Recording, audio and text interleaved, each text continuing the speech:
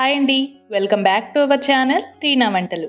ఈరోజు వీడియోలో కద్దుకా ఖీర్ని ఎలా చేయాలో చూపించబోతున్నానండి. దీన్ని మీరు ఒక్కసారి గనక టేస్ట్ చేశారంటే మళ్ళీ మళ్ళీ తినాలనిపిస్తూ ఉంటుంది.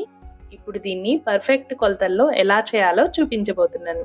నేను చెప్పే టిప్స్ని కొలతల్ని గనక మీరు ఫాలో అవుతూ చేసుకుంటే మీరు ఎప్పుడు చేసినా అదే టేస్ట్తో అదే టెక్స్చర్తో అయితే వస్తుంది.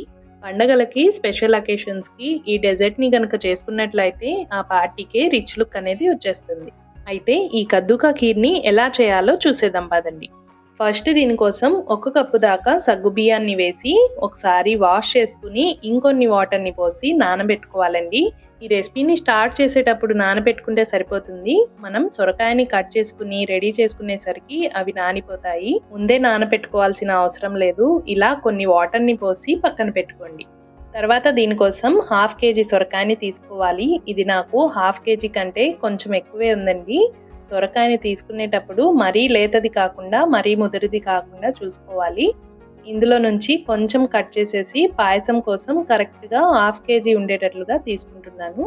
దీనిపైన ఉండే తొక్కను అలాగే లోపల ఉండే గింజలను తీసేసి ఇలా పెద్ద పెద్ద ముక్కల్లా కట్ చేసుకుని ఒకసారి శుభ్రంగా కడిగి ఇలా వీడియోలో చూపించే విధంగా సన్నగా తురిమి పెట్టుకోవాలండి. మరీ కాస్త లావుగా తురుముకున్నట్లయితే మనకు ఉడకడానికి కాస్త టైం అనేది పడుతుంది. కాబట్టి సన్నగా తురిమి పెట్టుకోవాలి. తర్వాత స్టవ్ పైన పెద్ద గిన్నెను పెట్టుకుని ఇందులోకి 2 టేబుల్ స్పూన్ల నెయ్యిని వేసుకోవాలి. నెయ్యి కరిగిన తర్వాత ఇందులోకి సన్నగా కట్ చేసిన జీడిపప్పు పలుకులు అలాగే సన్నగా కట్ చేసిన బాదం పలుకులు వేసి లైట్గా ఫ్రై చేసుకోవాలి. ఈ డ్రై ఫ్రూట్స్ ఇంతే వేయాలి అని ఏమీ లేదండి, మీరు ఎన్నైనా వేసుకోవచ్చు. కానీ ఈ పాయసంలోకి కాస్త ఎక్కువ వేసుకుంటే తినేటప్పుడు అక్కడక్కడ తగులుతూ టేస్ట్ అనేది చాలా బాగుంటుంది. ఇలా లైట్గా ఫ్రై చేసుకుని ఒక బౌల్లోకి తీసి పక్కన పెట్టుకోండి.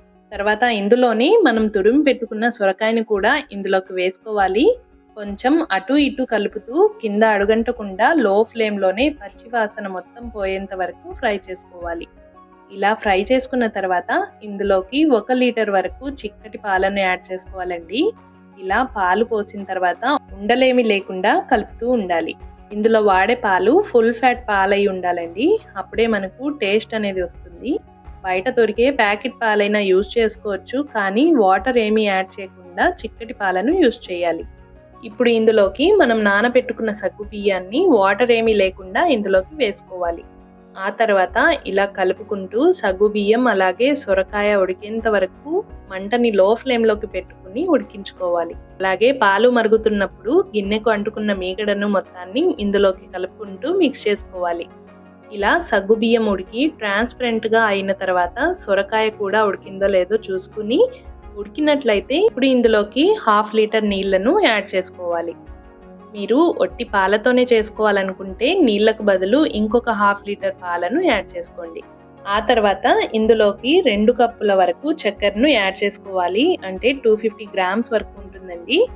చక్కెరను వేసుకునే ముందు సగ్గు బియ్యము సొరకాయ పూర్తిగా ఉడికిన తర్వాత మాత్రమే వేసుకోవాలి. ముందే కనుక వేసుకున్నట్లయితే అవి సరిగ్గా ఉడకవండి. ఇలా మొత్తం మిక్స్ చేసుకుని ఇందులోకి కండెన్స్డ్ మిల్క్ని వేసుకోవాలి. ఇది మొత్తం వేసేస్తున్నానండి. ఇది మీకు సూపర్ మార్కెట్స్లో ఈజీగా దొరికేస్తుంది. ఇన్ కేస్ దొరకకపోతే దీనికి బదులు చక్కెరని 250 గ్రామ్స్ వేసాం కదా, ఇంకొక 250 గ్రామ్స్ వరకు మొత్తం 1/2 కిలో చక్కెరని యాడ్ చేసుకుని కొంచెం పచ్చికోవాని వేసుకోవాలి. ఆ తర్వాత ఇందులోకి కొంచెం గ్రీన్ ఫుడ్ కలర్ని వేసుకోవాలండి. ఈ ఫుడ్ కలర్ అనేది మీ ఆప్షనల్ మాత్రమేనండి. వేసుకుంటే వేసుకోవచ్చు, లేదంటే ప్లెయిన్గా అలానే ఉంచేయచ్చు. ఇంట్లో ఏదైనా పార్టీస్ ఫంక్షన్స్ ఏవైనా ఉన్నప్పుడు ఇలా కొంచెం కలర్ని యాడ్ చేసుకుంటే ఆ పార్టీకే ఈ పాయసం అనేది సెంటర్ ఆఫ్ అట్రాక్షన్గా ఉంటుంది. ఇలా కలర్ని వేసుకుని ఇందులోకి పూర్తిగా కలిసేంత వరకు కలుపుకుని మనం ఫ్రై చేసుకున్న డ్రై ఫ్రూట్స్లో నుంచి సగం వరకు డ్రై ఫ్రూట్స్ని ఇందులోకి వేసుకోవాలి.